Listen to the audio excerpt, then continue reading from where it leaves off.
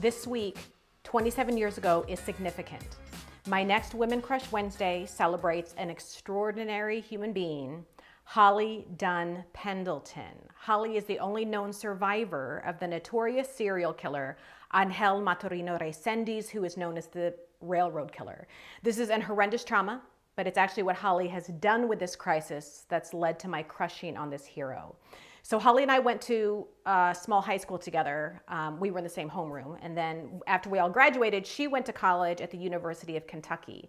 This week in August, 27 years ago, Holly was a junior at UK, and she and her boyfriend, Chris Mayer, were hanging out along railroad tracks when they were attacked by Resendiz.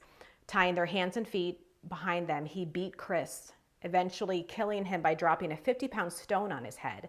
Holly watched this happen to her boyfriend, and then she was stabbed, raped, and repeatedly beat in her face and on the back of her head with a wooden object.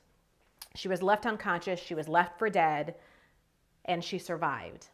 Holly is the only known survivor of this serial killer and helped to bring him to justice. And if that isn't incredible enough, Holly turned this trauma into service for others. She opened Holly's House in our hometown of Evansville, Indiana. Holly's House is an advocacy center for child and adult victims of intimate crime and abuse. Holly shares her story in her book and in numerous media. She's received a ton of well-deserved recognitions and provides keynote speeches about her experience and what she has learned from that. Here's a quote. "Trauma creates change you don't choose. Healing is about creating change you do choose." Holly went through a trauma and a crisis no one should go through.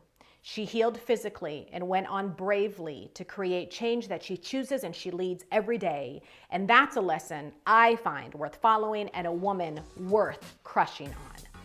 Holly Dunn Pendleton is my Women Crush Wednesday for this week. Who are you crushing on?